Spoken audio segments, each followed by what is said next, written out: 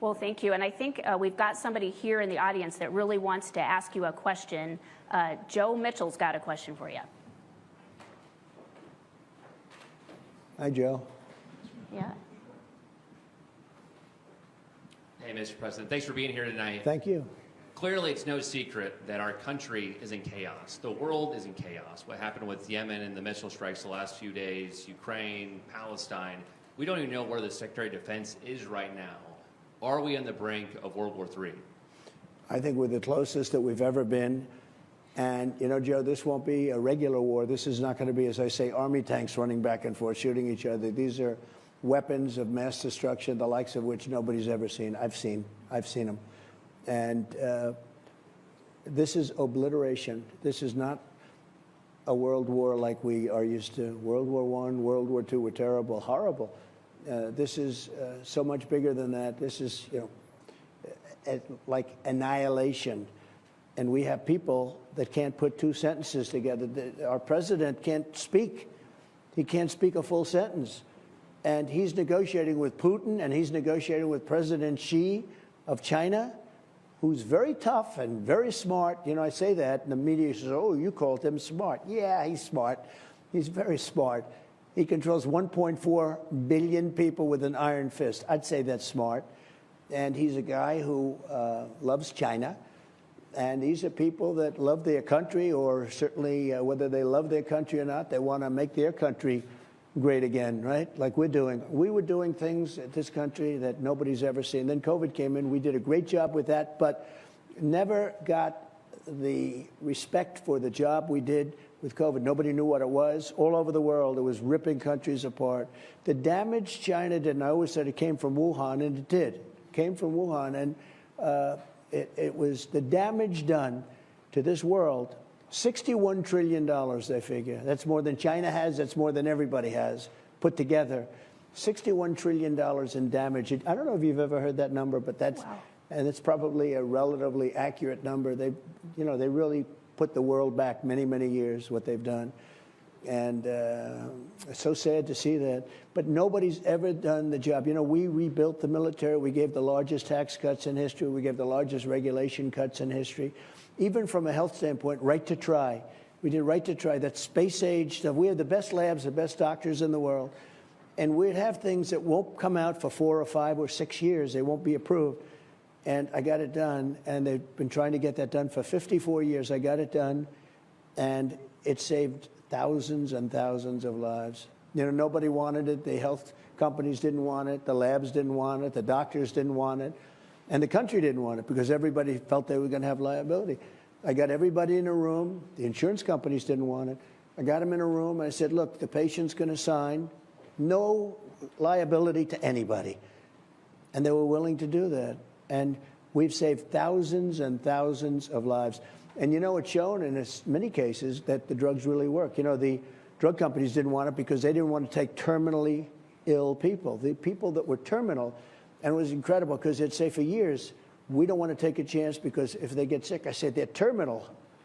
You know, it's like that. These are really sick people. These are people that will be dead. They are dying. And they will have the right to use it, and they have had, and we've saved thousands and thousands of lives. And actually, it's been the opposite effect. Some of these drugs are so good that it actually proved that they were good, as opposed to, you know, the liability factor that the drug companies were worried about. So we're very proud of everything we did. We're the greatest economy in the history of our country. And again, the biggest tax cuts in history, and that is substantially bigger than Ronald Reagan's tax cuts, and he did it. Now, the Democrats want to have that elapse. You know, it expires relatively soon. And that was a 5-year deal. It expires. And if that's allowed to expire, your taxes are going to go up at numbers that nobody, the biggest tax increase in history. And it'll also be very bad for the economy of, you know, for the country. You know, it's interesting. When I cut the taxes to that tremendous extent, including for businesses, everybody said, oh, wow, it's not going to be income. We take in much more income now than we did before with the higher tax rates. If they allow that to expire, which they'd like to do, I believe, I think they have a tremendous liability, because even politically, why would you vote for somebody that's going to raise your taxes by 75%? And that's what you're going to be doing. If you vote for crooked Joe Biden, and he's crooked as you can be, there's never been a president more crooked than this guy. If you vote for him, and remember this, he got a lot of money from China, he got a lot of money from Ukraine, he got a lot of money from Russia. Do you remember during the debate when I said, how come you got $3.5 million from the mayor of Moscow's wife? And Chris Wallace wouldn't let me ask that question. He said, well, I have to stop you. What is that? Well, that's become a very big subject. Why did he get it?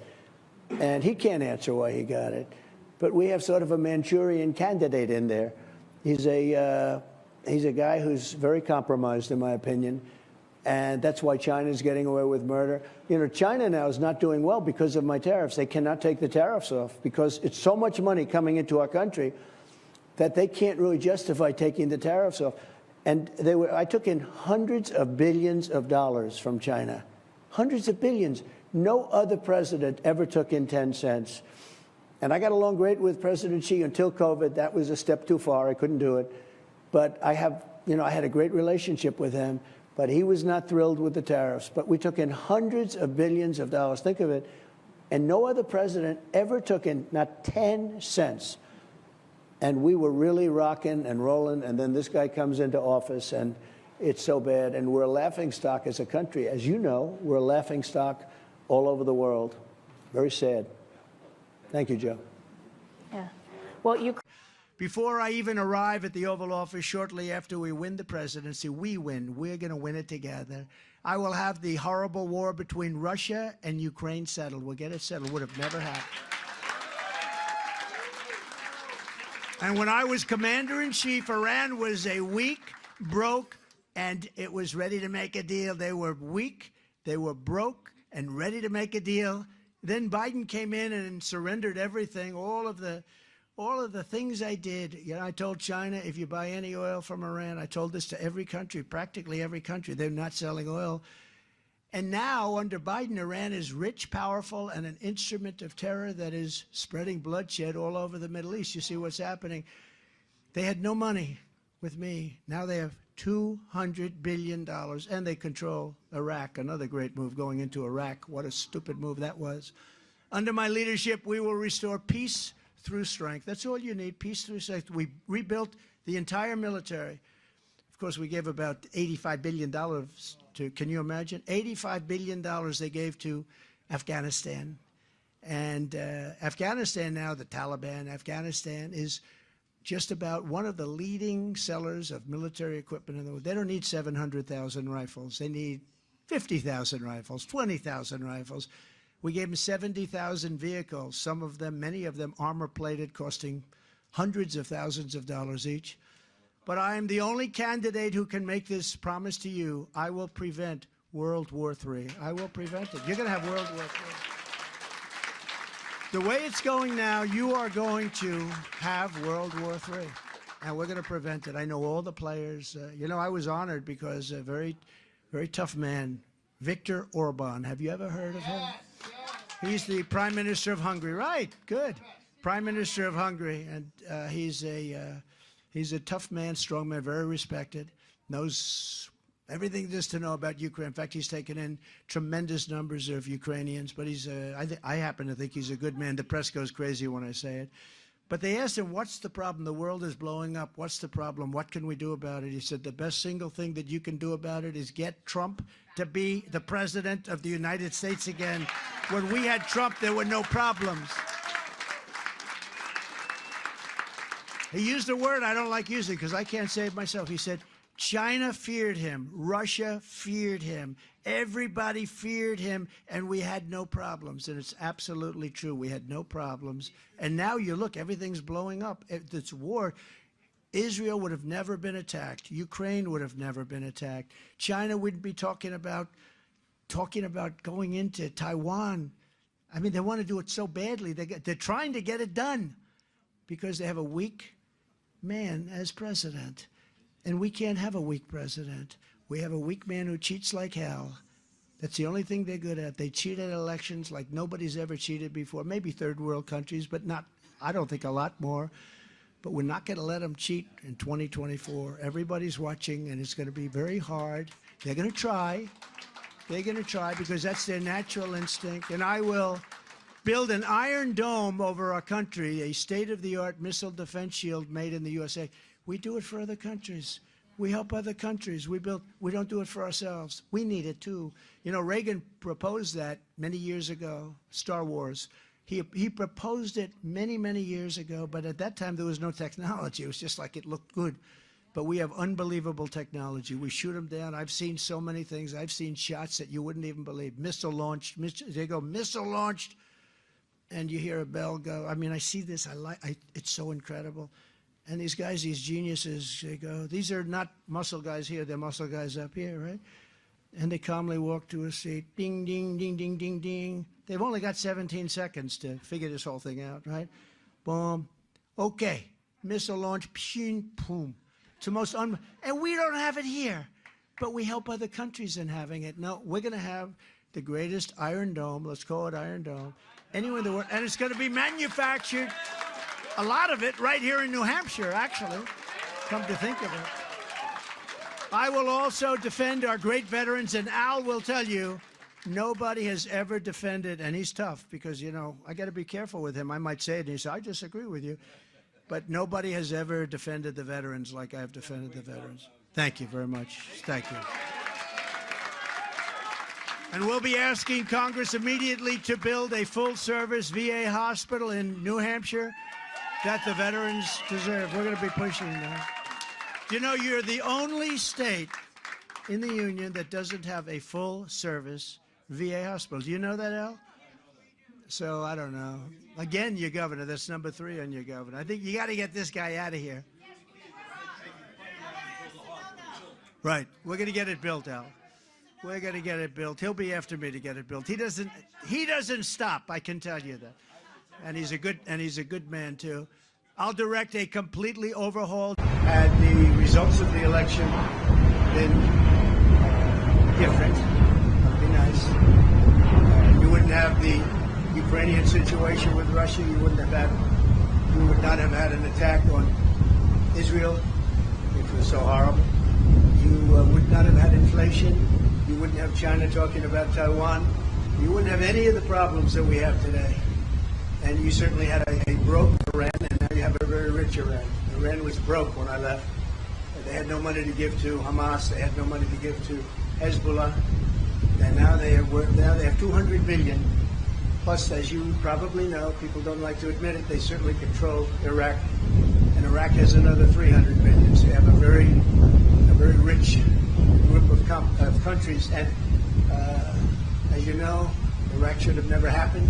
There was a balance against Iran, and we blew out the balance, and now Iran has essentially Iraq. And Iraq doesn't like saying that, but that's the way it is. And, it's a shame. The world is in tremendous danger. We're in danger of possibly a World War III. And we have a man who's absolutely the worst president in the history of our country. Can't put 2 sentences together. He's not going to be able to negotiate with Putin or Xi or Kim Jong-un, North Korea. Not going to be able to negotiate with anybody. All he knows how to do is drop bombs all over the place. Meaningless bombs, except they kill a lot of people. It costs a lot of money. Every time you see a bomb, it's another $1 million. And it actually sets us back. We have peace through strength. This should not be happening. The Middle East is blowing up. It's blowing up. And a lot of people are being killed, and it's so unnecessary. Less than 4 years ago, our border was secure. Inflation was nowhere to be seen. We had it down to a science. The world was at peace. And instead of weakness and failure, America was stronger and more respected than ever before. It was never so respected as it was for 4 years, just 4 years ago. Now, under crooked Joe Biden, the world is in flames. We have a country that's being laughed at all over the world. Our border is overrun. Inflation is raging. Europe is in chaos. The Middle East is exploding. Iran is totally emboldened. They were broke when I was president. China is on the march. And the worst, most incompetent, most corrupt president in history is dragging us toward World War III. Under crooked Joe Biden, illegal aliens are better off, terrorists are better off, China is better off, Russia is better off. The cartels are better off, but the American people were far better off when you had a president named Donald J. Trump. Has anyone heard of him? Has anyone heard of him? Under my leadership, we had no wars. Instead of a globalist warmonger in the White House, you had a peacemaker at 1600 Pennsylvania Avenue. We had energy independence and soon would have been energy dominant. We were dominant all over the world within a matter of months. We were going to be energy dominant, but we went to #1 in the world under Trump. I gave you record tax cuts, record inflation was knocked out. We had inflation like you've never had it, and now we have more inflation than probably, you know, they like to say 52, and then 62, and then 75 years. I think it's the highest inflation we've ever had as a country. It's a country buster. But we have regulation that nobody has ever cut regulations to the extent that I did. We had rising wages, and we lifted up all Americans, black, brown, white, and everything else. They were all lifted up. Everybody had jobs. Everybody was doing well. Women, men, everybody was doing well. If you had a diploma, if you didn't have a diploma, if you graduated #1 at MIT, if you didn't graduate at all, every single group was doing better than ever before. We stood up to China like nothing, like nobody has ever done. Everybody was being taken advantage of by China, to put it mildly, bringing in hundreds of billions of dollars when no other president had literally gotten 10 cents from China. We brought in hundreds of billions of dollars from China. We created Space Force. We rebuilt our military. We had it totally rebuilt. We obliterated, but we did something that everybody said you couldn't do it or it would take years. We quickly obliterated the ISIS caliphate, and we kept radical Islamic terrorists and jihadists the hell out of our country. We kept them out. They weren't here. I never used to like to talk about it. I didn't want to say while I was president, but I kept going and going. We never had an attack when I was president. We never had an attack because we kept them out. We had the strongest border in the history of our country. Now we have the weakest border in the history of the world. Very simple. It's not good. What's happening in our country is not good. The fact is our country is going to hell, and we're going to stop it. We're going to stop it fast. But now,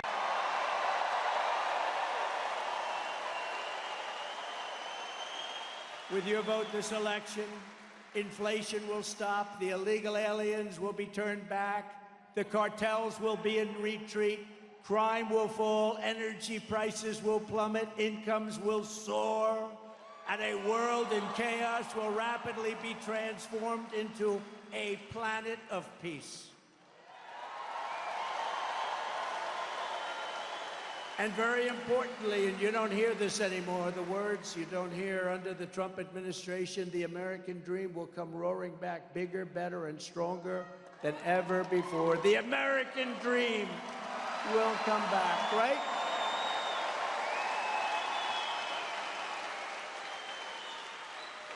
But if a crazy liberal, and she's beyond liberal, look, she was a failure at every stop. She was a failed vice president.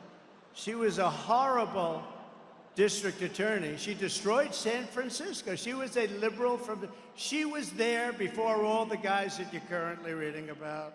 Right?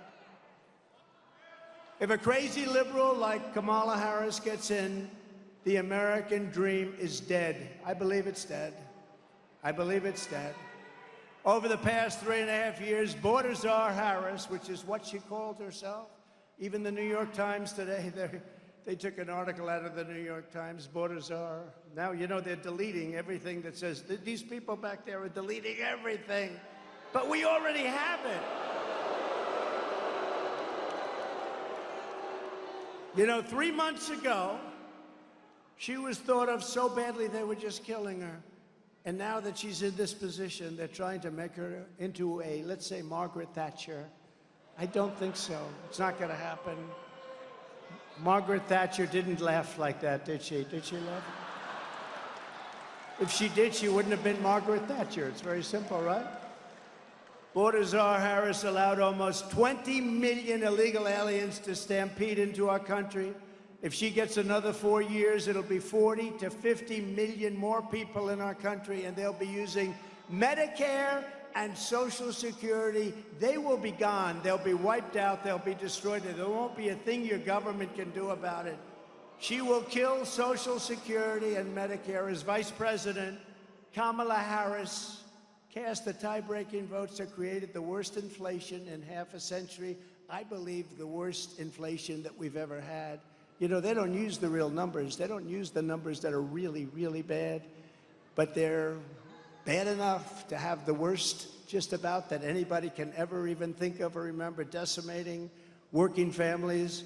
And if she wins, inflation will only get worse. It's going to get worse. Already energy and gasoline are going up. You see what's happening? More and more per gallon. We had it down to $1.87. We actually had it lower than that for a period of time. A Kamala Harris presidency means 4 more years of extremism, weakness, failure, chaos, and probably World War III. I really believe it. They have no, that's why this happened today in Israel. Shocking that it happened out of nowhere. A Trump victory will bring back leadership, competence, common sense, and strength to the Oval Office. That's what we had. We had no wars. We had no wars. Think of it. We had no wars. Remember when crooked Hillary Clinton used to say, he's going to get us into a war. Look at him. Look at his rhetoric. I said, no, my rhetoric's going to keep us out of wars. That's what happened. We had no wars. They didn't think about it. Putin would have never gone in. Iran was broke. I told China, if you buy 1 barrel of oil from Iran, you're not doing any more business in the United States. And they didn't buy any. They didn't buy any. And we would have had to deal with Iran within 1 week after the election if the election didn't take that horrible turn. You know, we got millions more votes the second time than we did the first. The New York Times asked me, what happened the second time? I said, the second time we got like 10 million more votes, right? Oh, I never thought of that. The reporter said, oh, yeah, you're right, actually. Let's go to another question. But let's review Kamala's insanely liberal record. As a senator, she was ranked the #1 most radical left Democrat in the entire Senate. They say she made Bernie Sanders look like a moderate. He was unhappy with that today, did you see? He said, oh, no, I think I might have been more liberal than her. They were fighting over who's more liberal. If this country has a liberal president, this country is finished, okay, just so you know. And she's weak liberal. Just a few years ago, Kamala Harris co-sponsored Bernie Sanders' $32 trillion. You know what that means? That means file for bankruptcy as you're signing the legislation. Everything is gone. Your taxes will go up by 4 or 5 times, and it still won't be nearly enough. $32 trillion socialist takeover of the entire U.S. healthcare system. She endorsed outlawing private health insurance entirely. Many people have private health insurance. It's phenomenal. If they work hard and they make a little money, they want to have great health insurance. She wanted it outlawed. She supported giving free taxpayer-funded health care to all illegal aliens. Come on in. Come on in. I will also restore peace through strength, and I will prevent World War III from happening. We will stop it. You know, when crooked Hillary Clinton was running against me, she said, look at him, listen to him. He will start a war, a world war. We had no wars other than I defeated ISIS in its entirety, 100% of the ISIS caliber. Listen to his rhetoric. Listen to his horrible tone. I said that horrible tone is going to keep people from fighting us, and that's what happened. We had no wars. It's been 81 years since that happened for a president. No wars, other than ending some wars that we're in and defeating ISIS. 2 days ago, I watched a parade of the Taliban in Afghanistan. Did you see it? The Taliban, where they were showing all of our equipment that they took from America. $85 billion worth. 2 days ago celebrating 3 years of the defeat of America by these guys. And I knew him very well. Abdul was the head. Abdul was not playing games with me. We had, they were executing a lot of our soldiers. And I spoke to him. I said, Abdul, don't do it anymore. There'll be no more. Anyway, I said it pretty tough. And you know what? For 18 months, we didn't have one American soldier killed in Afghanistan. And then I left.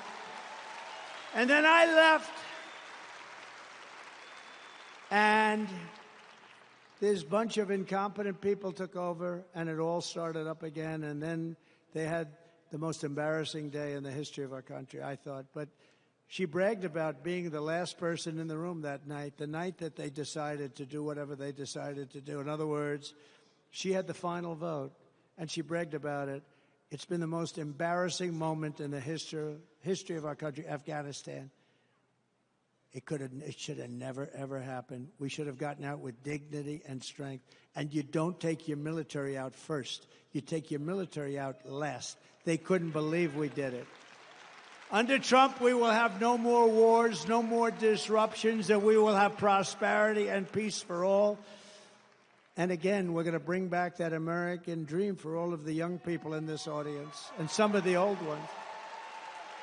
This is how we will end the era of inflation, mayhem, and misery under Kamala and crooked Joe Biden, and unleash safety, prosperity, and promise for Americans of every race, religion, color, and creed. Every single one of them are going to understand peace and wealth. And we're going to be a dominant force again. We're going to be respected as a country again. Right now, we're being laughed at. Together, we will deliver low taxes, low regulations, low energy costs, low interest rates, low inflation. We had almost no inflation during my 4 years, almost nothing. And they went up to 9.5%.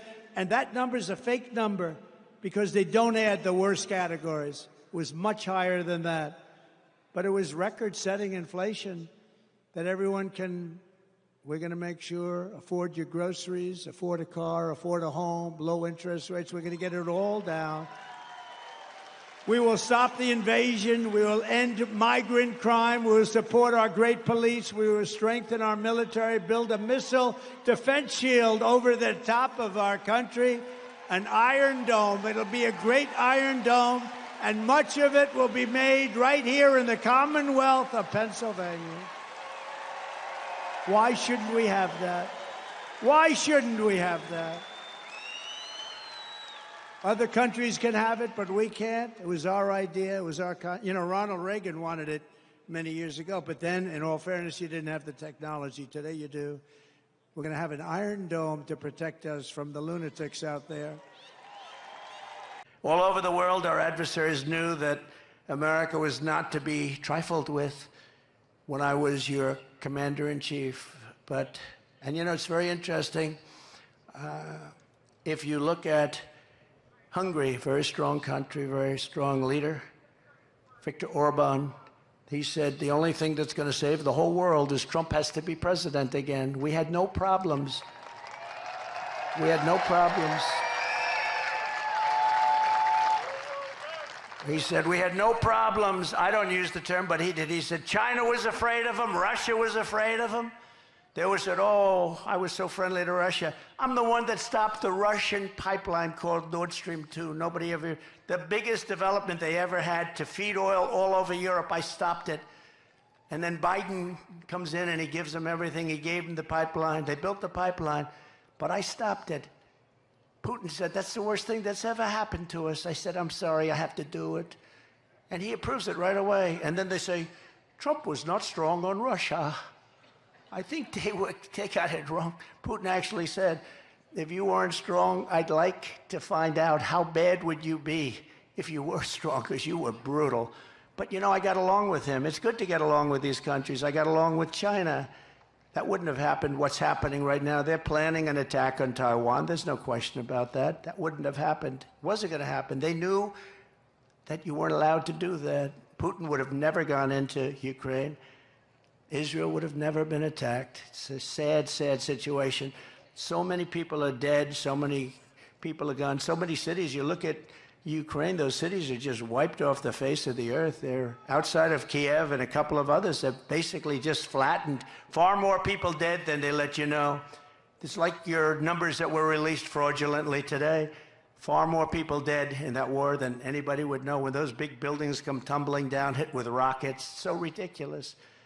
There's nothing left.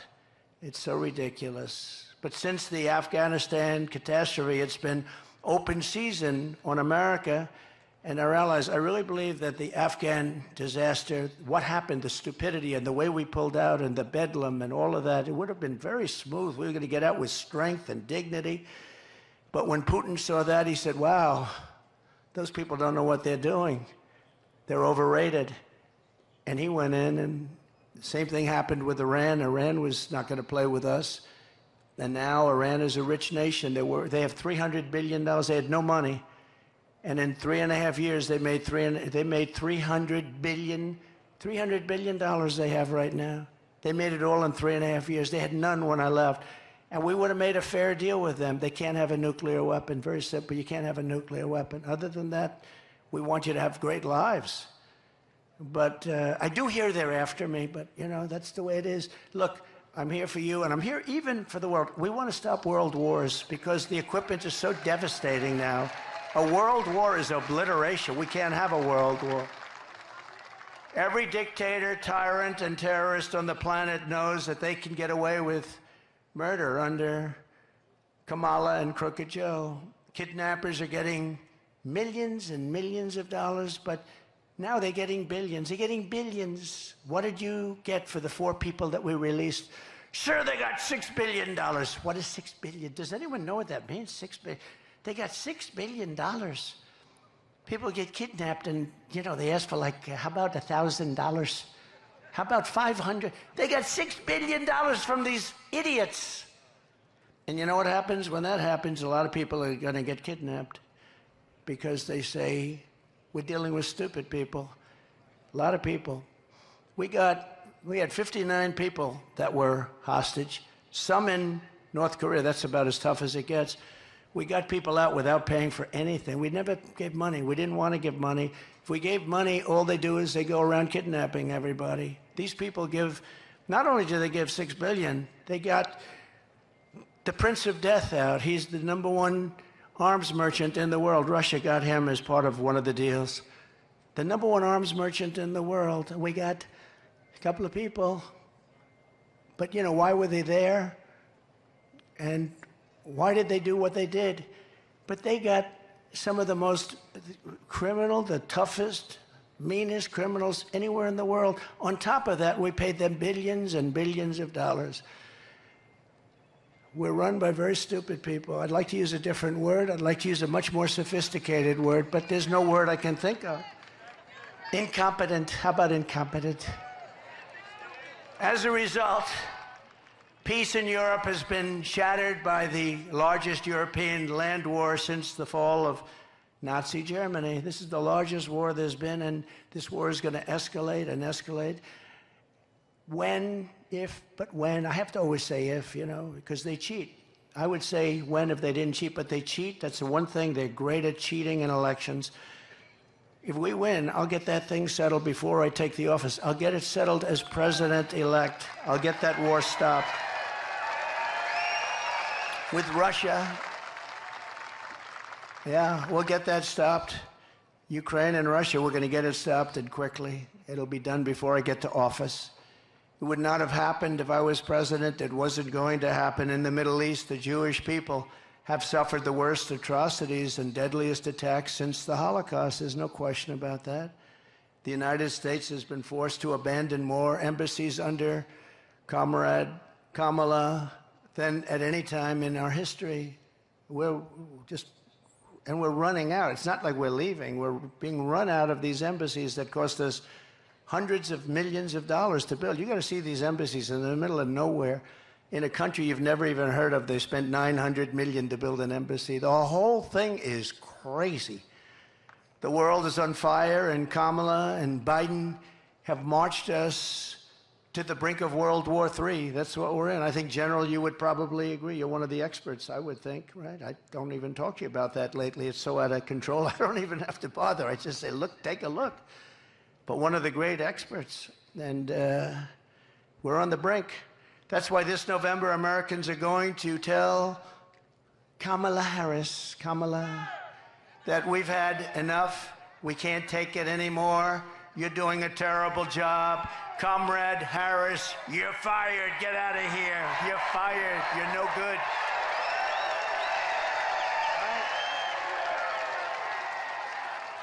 You're fired. Get him out of here. Under your administration, you brought world peace. You didn't have the chaos in the world. No. I wanted to get your comments on what's going on right now in Israel and Iran, that conflict. Brian, I think it's the most dangerous time we've had, certainly since the end of the Second World War. I think it could end up being a world war. You have two hot spots, and you'll probably have a third, maybe with Taiwan. But you have Ukraine and Russia, and that's out of control. I met with President Zelensky, and I got along very well with President Putin. I think I can get it solved, but we should get on and immediately have to. I think I would like to be able to solve it while president-elect. If I get elected, I'm going to work on that immediately. It's going to be my first 2 phone calls. And my second is going to be, we're going to close the border immediately and have people come into our country, but legally. And my third will be drill, baby, drill. You know, it's like not too complicated. But that series of calls, I think is going to be very important. That war, millions of people are being killed. I don't think people recognize how many people are being killed. I don't think it's being properly reported. It's a horrible, horrible war. And then you see what's happening even today. You know, where is that going to stop? And, you know, you have to give Israel a lot of credit for being able to protect itself. You look at these forces, they shot down almost 200 rockets today. But this is not the way anybody should have to live. So we're going to obviously be very involved in the Middle East. This would have never happened. We did the Abraham Accords. I think everybody, including Iran, would have been in the Abraham Accords had I taken over as president. I think even Iran would have been in the Abraham Accords ultimately. It would have been great for everybody, and you would have had peace in the Middle East. We got 4 countries solved, and very respected countries, as you know. They were signed up. And then when Biden took over, they haven't signed one country. I would have had every country in the Middle East would have been signed up. The only question would be Iran, and I think they would have, you know, for certain reasons, I think they probably would have been there too. There would have been peace in the Middle East. Instead, this is just tearing it apart. This has really been bad. But they have to finish that process. However it turns out, they have to finish the process. This is a little bit like 2 kids fighting in the schoolyard. Sometimes you have to just sort of let it go a little bit, and we'll see what happens. But it's really caused by a lack of respect for the United States of America. This would have never happened. Israel would have never happened. October 7th never would have happened. Russia never would have invaded Ukraine. And for 4 years they didn't. They would have never invaded. We wouldn't have had inflation. We wouldn't have had, not the withdrawal, because we were withdrawing. We're the ones that got it ready to withdraw. But we wouldn't have had that horrible, most embarrassing day in the history of our country. And a lot of other good things would have happened. And right now we have a world in chaos. I always quote Viktor Orban because he's a very respected, tough guy. They say he's a tough guy. Well, I guess they're all sort of tough guys. But Viktor Orban said, if Trump comes back, you won't have any wars. You won't have any wars. And he's about as tough as they get. And he said it loud and clear. And he said why. But you won't have any wars. So I just want to see look, there's no huge benefit. I think Europe has to pay up more because it's very unequal, and they have to pay up more for that, and they have to do it now because we have an ocean in between. It's much more important to Europe than it is to us, but we want to see that war taken care of, and we certainly want to see peace in the Middle East as soon as it's possible. All right? Thank you very much. Yeah. And I will end the war with Ukraine while I'm president-elect. I won't even wait to get into office. I'll end it. Stop the chaos in the Middle East and prevent World War III, which is going to happen World War III. We're closer to World War III than we have ever been. We've never been this close, and this will be a war like no other because it's nuclear power, and this is not two army tanks, as I say, going back and forth and shooting at each other, Uncle Sam, right? This is levels of power and carnage, and it's obliteration time, and we can't let that happen, and we won't have it. We will not have World War III. These people don't even talk. I saw where Biden hasn't spoken to Putin in, like years or something. You got to end that war. That war is ridiculous. We got to end that war, and I'll end it fast. I know both of them. I know Zelensky. I know Putin. We'll get it ended. I will crush violent crime and give our police the support, protection, resources, and respect that they so dearly deserve.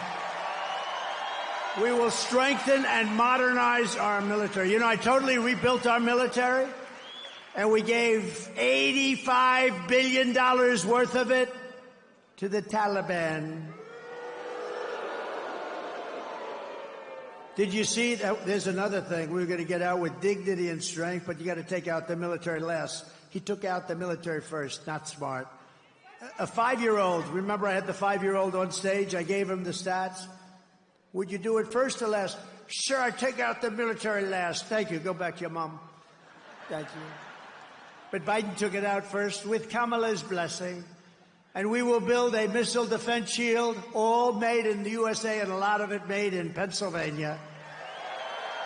We're entitled to it. It's our technology. Why aren't we doing it?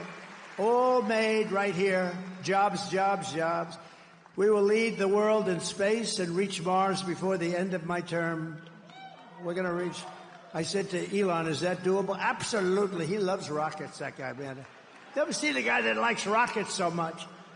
First time I got a glimpse, I said, who did that? Remember when the rocket engines came down? They have no wings, no nothing. I said, what the hell is that? I'm looking. It wasn't a missile. It was just a round tube. And it came down. It landed right on a barge, a circle, 4 of them or 3 of them. Came right down, landed right on a circle from space. I said, who the hell did that? It was Elon Musk. I called him. I said, what's that all about? He said, well, engines are very, very expensive. So if we could save them, and through certain this and that, we were able to do it. And it's so incredible. They can use them again and again and again. How smart. How smart. And he said we can do that. We'll be in Mars before the end of our term.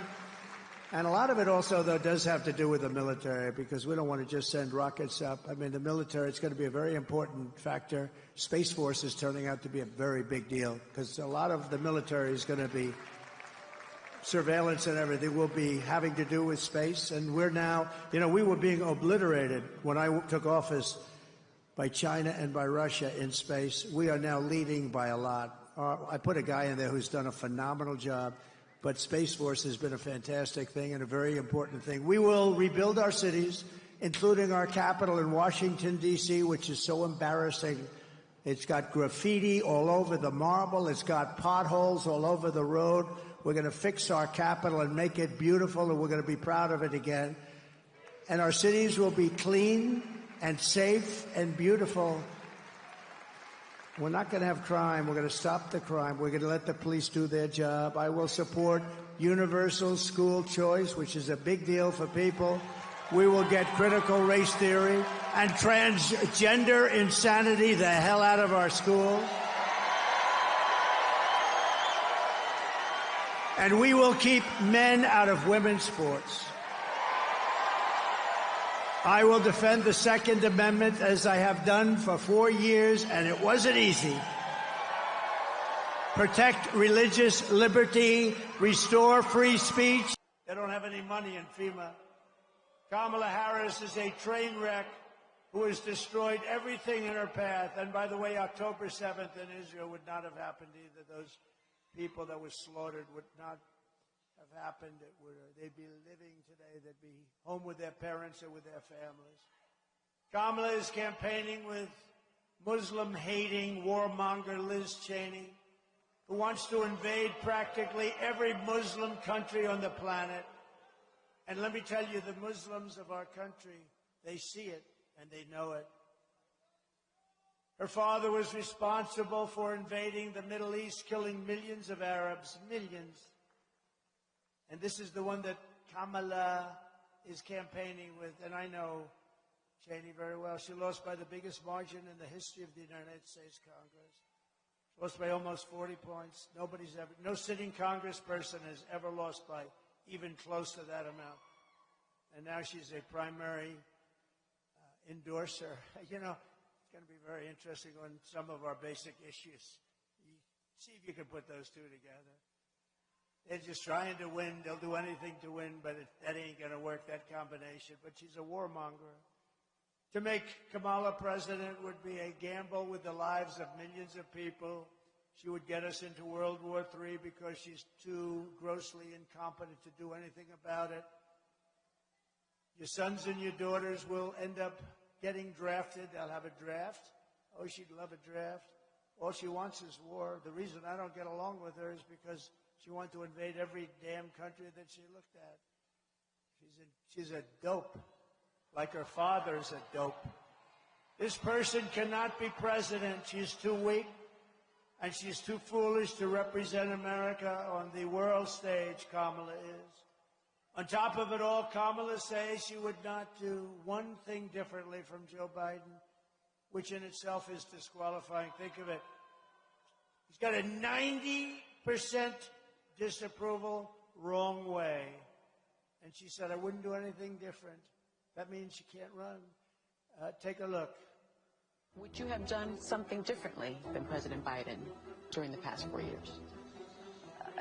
There is not a thing that comes to mind. I stood there on the tarmac watching you check your watch. The chaotic and deadly U.S. evacuation from Afghanistan stunned Americans and the world and cost the lives of 13 U.S. soldiers. Would you have done something differently? There is not a thing that comes to mind. More than 13,000 illegal immigrants convicted of murder have been caught at the border and then released into the United States. An Afghan national is in custody today after being accused of plotting an election day terrorist attack. The suspect entered the U.S. on a special immigrant visa. Gut-wrenching new details in the murder of Georgia nursing student Laken Riley. The illegal immigrant suspect, who cops say committed the heinous murder, is a Venezuelan national who crossed the unsecured southern border back in 2022. Two men investigators say are in the country illegally from Venezuela are charged with capital murder and the death of Jocelyn Nungaray. A fifth illegal immigrant accused of attacking two New York City police officers over the weekend showed no remorse or regret. Would you have done something differently? There is not a thing that comes to mind. Only 18% say the economy is in excellent or good condition. US inflation has hit a new 40-year high, increasing by 9.1% over the financial year. Authorities saying Train de Aragua, which has been linked with more than 100 criminal investigations here in the U.S., has now been found operating its criminal enterprise in apartment complexes. Were you the last person in the room? Yes. So, nobody really knew her, but now they're learning her and her polls are crashing. She is crashing. Gotta crash. Can't have her as your president. Kamala's angry and bitter campaign is alienating voters nationwide. Oh, they lie so much. They lie. They lie so much. How about McDonald's? I worked so hard at McDonald's. She didn't work at McDonald's.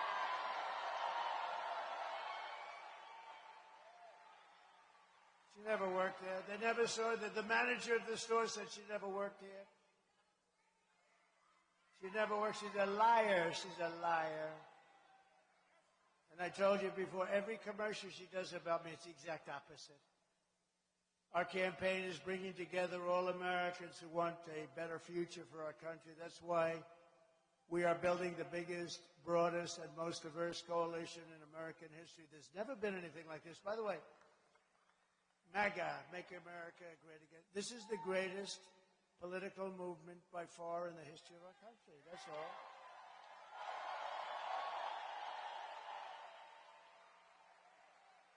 We include union workers, Border Patrol agents, police and firefighters. They've all given me their endorsements, by the way. The police, the firefighters, even the firefighters union, they've never done it before. They gave me what they love Trump.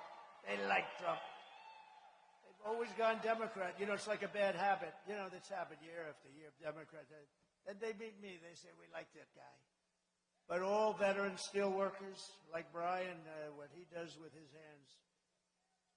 Brian, does every auto worker have arms like you? I don't know. because I'm going to be an auto worker pretty soon. Are they tough? Okay. Oh, they are. Oh, they are. So we're seeing historic levels of support among blacks, Hispanics, and Asians. And let me tell you, these people coming into our country, and you're going to see numbers that they should release now. They have them. They're destroying the black population jobs in this country and the Hispanic population jobs in this country. And they don't want to put out the numbers now. They want to wait 11 days till after the election is over. She's allowed these people to come in. They're taking the black population job, and they're taking the Hispanic jobs. Jews, Catholics, evangelicals, Mormons, Muslims are joining our cause in larger numbers than ever before. And now the most wonderful thing is happening. We're winning overwhelming support from the Muslim and Arab voters right here in Michigan. Can you believe it? It's great. And earlier today, I had an incredible meeting, a great meeting. You know what they want? They want peace. They're great people. With a group of Muslim imams. And like everyone here today, Muslim and Arab voters in Michigan. And, you know, they're going to be they could turn the election one way or the other. I think we have it anyway. I'm telling you, we have so many votes, but we got to get more. We got to get more. But the Muslim and Arab voters in Michigan and across the country want a stop to the endless wars and a return to peace in the Middle East. That's all they want.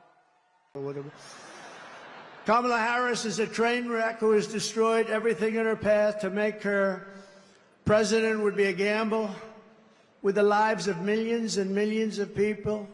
She would get us into World War III. We're very close to World War III. If you don't have a smart president, if you don't have a president that gets it, if you don't have a president that is respected by the other side, and they did respect us 4 years ago, they really respected us. Iran was broke. They had no money. Russia wouldn't have played with us at all. Russia would have never gone into Ukraine. Israel, October 7th, would never, ever have happened, would have never have happened. All those people would be alive right now, those people that were killed on that horrible day. But if you don't have a president that gets it, you know what else you wouldn't have had? You wouldn't have had the most embarrassing day in the history of our country, in my opinion, Afghanistan, the way not that they got out, we were getting out, but we were going to get out with dignity and strength. We got out, an embarrassment, the likes of which this country has never suffered. And because of that, Putin looked at us and they probably figured we were a paper tiger, and he went into Ukraine, and the rest is history. It would have never happened with us.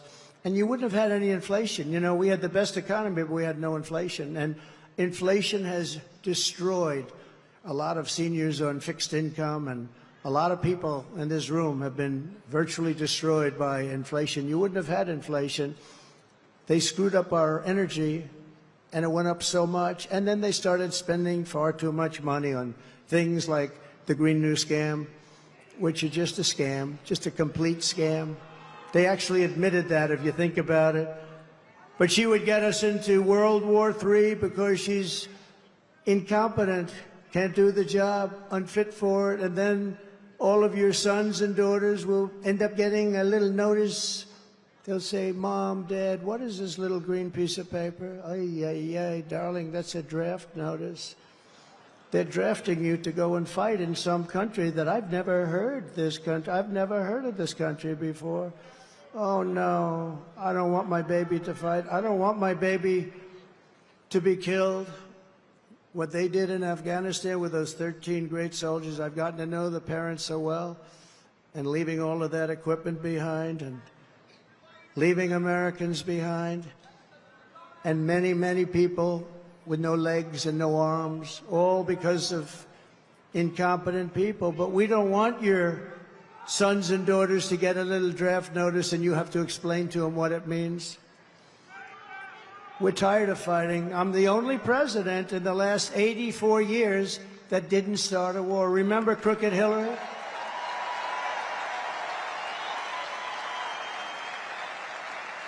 Remember crooked Hillary Clinton? Crooked Hillary, oh, she was a beauty. During one of our many debates, she said, look at him, listen to him. He's going to start a war.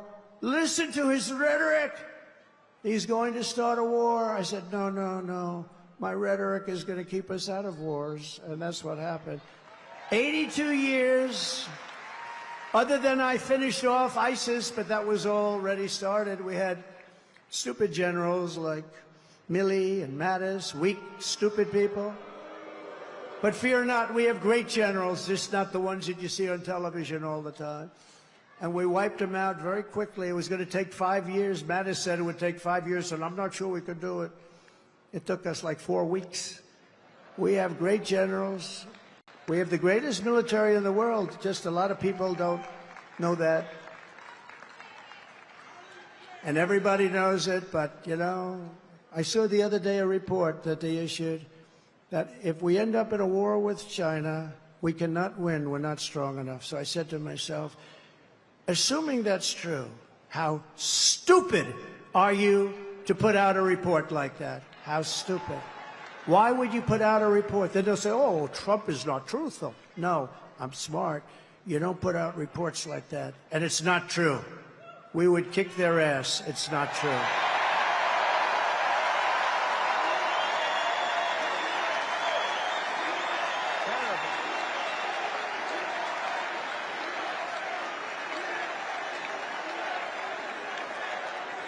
Our enemies are laughing at her.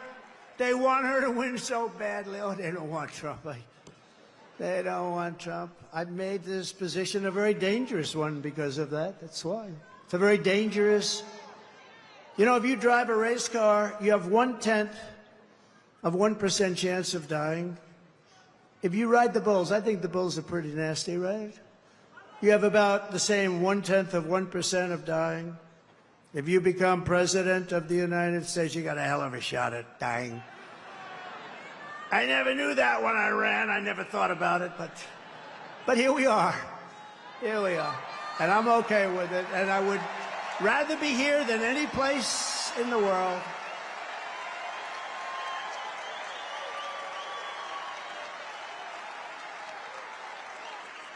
It's called a very dangerous profession. But if we win, our enemies won't be laughing anymore. They're not going to be laughing. And you know what? The truth is I got along with all of them. I got along with Putin. Ukraine was the apple of his eye, but I said, Vladimir, don't go in. Remember, I ended the pipeline in Europe. I ended the pipeline in Europe. And then when Biden came in, he approved it. But he ended the Keystone pipeline, the one in America. So he got it a little mixed up, didn't he, huh? Nord Stream 2, I said, we're ending Nord Stream 2. Everybody said, what is Nord Stream 2? I said, that's the massive Russian pipeline where they're going to make a fortune, where they're going to Germany and all countries in Europe. So I said, you mean we're fighting to help them with NATO and spending all of that money, and they're paying the person and the group that we're fighting billions of dollars a month? What the hell are we doing? I ended it. It was dead. And Biden came along and he approved it. Weak. Look, 30 years ago, he was not considered smart either. So now he's really not smart. If we win, America will be respected, and even if it's necessary, feared again. So good. President, let's talk about Israel. You made promises. I always say promises made, promises kept. And Israel was a big one. 5 presidents had campaigned on that as candidates, but did not follow through.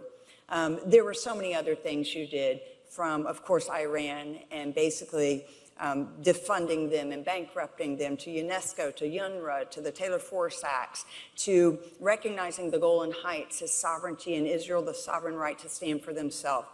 Tell about the embassy, because that's such a story where everyone put you under pressure. What happened and how did you make that decision? Well, I think I've been better to Israel than, I have been better to Israel than any other president by far.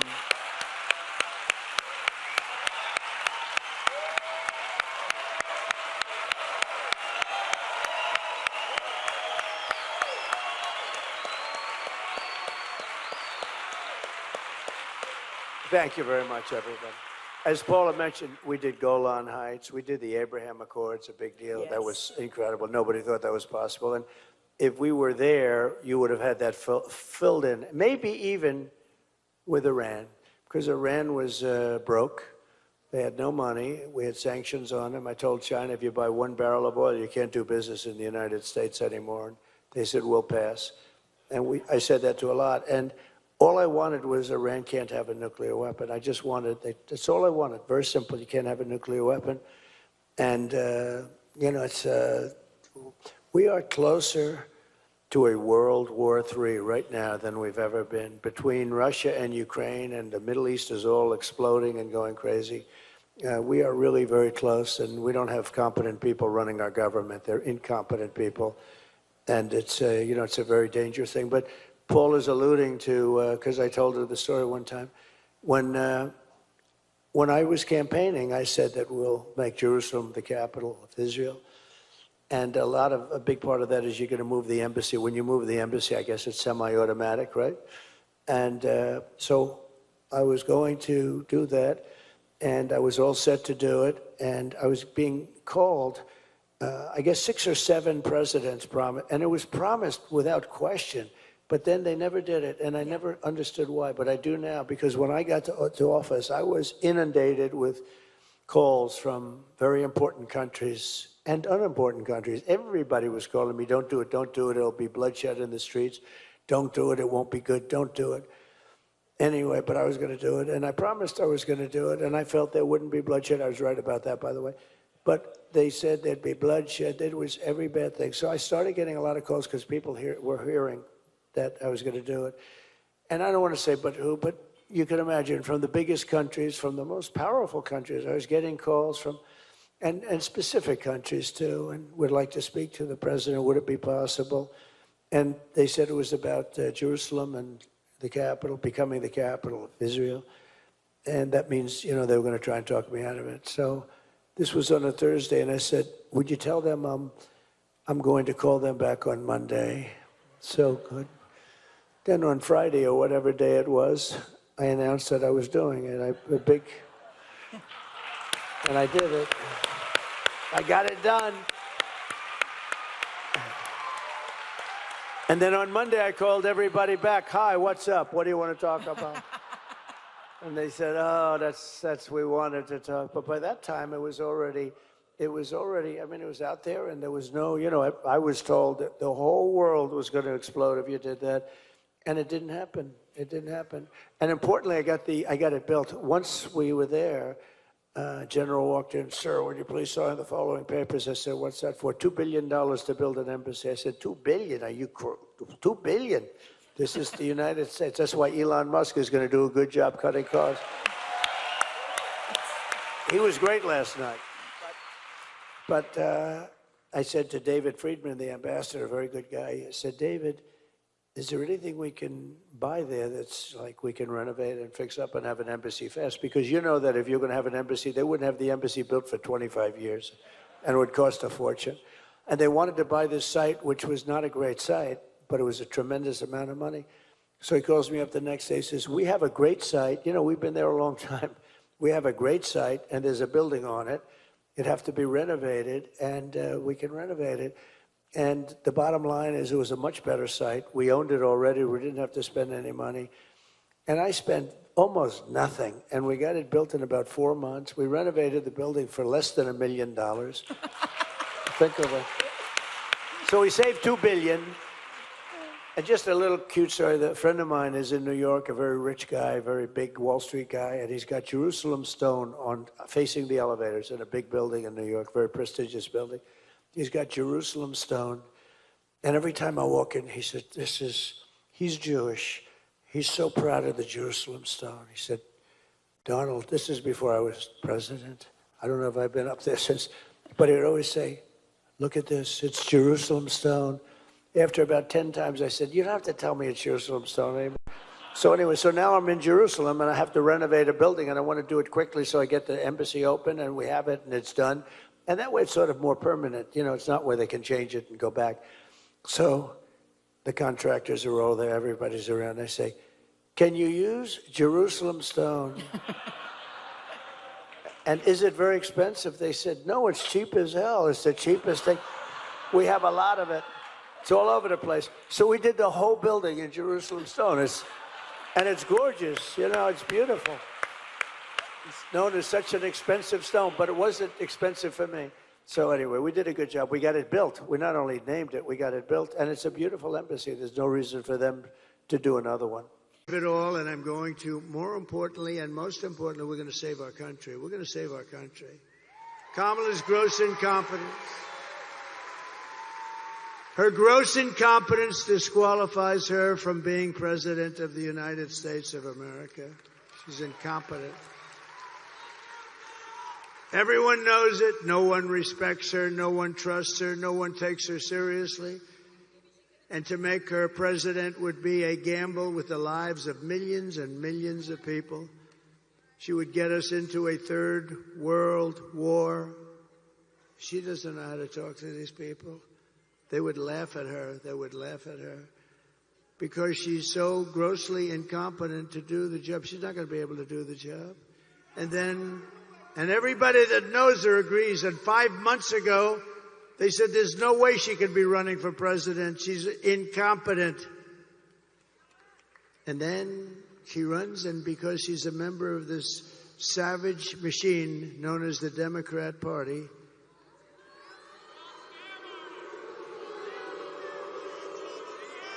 and then all of your sons and daughters will end up getting drafted to fight these endless wars that we've been in. I've gotten us out of so many. I was the only president, think of this, in 82 years not to start a war. We dealt with peace through strength. Our enemies are laughing at her. If we win, America will be feared and respected again. Feared's okay. On issue after issue, Kamala broke it, and I will fix it. I will fix it, and I'll fix it fast.